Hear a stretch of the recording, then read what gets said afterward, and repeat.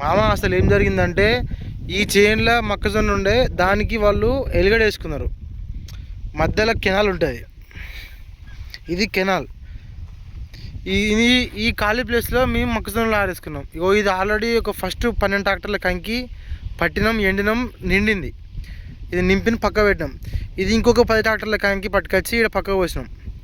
పోసిన తర్వాత అది ఈరోజు మార్నింగ్ పట్టిద్దాం అనుకుంటే మా అక్కడ కూలోళ్ళు వచ్చి నేను పోలే, నాకు వీలు కాదు ఈరోజు, ఒక మధ్యాహ్నం పట్టిద్దామని అనుకున్నాం. సరే అదేలోపు వీళ్ళు ఈ చిలకడగా వచ్చి వీళ్ళు దీంట్లో ఎలుగడేసిళ్ళు.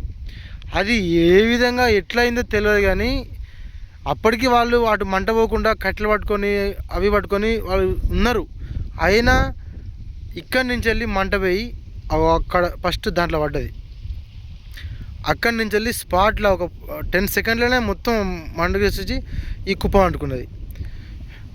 దెబ్బ మేము ఇంటికాని చురుకొచ్చి వాటర్ అని ఇక్కడ బావిలోకి వెళ్ళి కరెంట్ ఇలా నిజంగా ఒక ట్విస్ట్ అయింది. అదృష్టం మా ట్విస్ట్ ఏం చెప్పాను మామ, ఇదియో అంటుకొని అల్లబడ్డది, అది అంటుకున్నది. దెబ్బ పైపులు చాపి మేము అంటుపెట్టేది పోయి మోటార్ ఎత్తే కరెంట్ లేదు.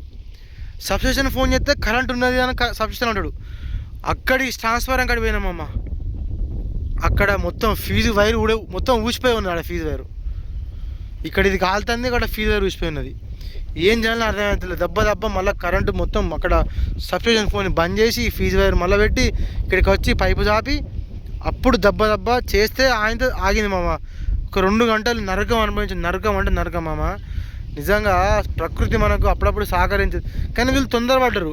1-2 రోజులు అయితే మేము కంకి తీసుకుందాం, ఆగుతా అయిపో. ఇలా ఇంకా డిస్ట్ ఏంటంటే అక్కడి నుంచి వచ్చి ఇగో ఇక్కడి నుంచి వెళ్ళి ఇట్లా పడి ఇగో ఇలా పడ్డది మామ. అదంతా చల్లారిపోయినాము. ఇక ఈ లాస్ట్కి వచ్చి ఇది ఉన్నది. ఇది మంట మళ్ళీ గాలిదారు ఇది ఎక్కడ కుప్పల పడుతుంది అని చెప్పి పైప్ లైన్ చాపి ఇక్కడికి వాటర్ తెప్పించి 2 గంటలు, ప్రామిస్ చెప్తానా, అక్కడ 2-3 గంటలు పట్టింది, ఇక్కడ 2-3 గంటలు పట్టింది. వాటర్ చల్లి సుక్కలు మామ, సుక్కలు ఇది చల్లినాం మళ్ళీ. సో జరిగిన సంఘటన ఇది. ఈరోజు ప్రశాంతంగా లేదు నీ అమ్మచ్చి.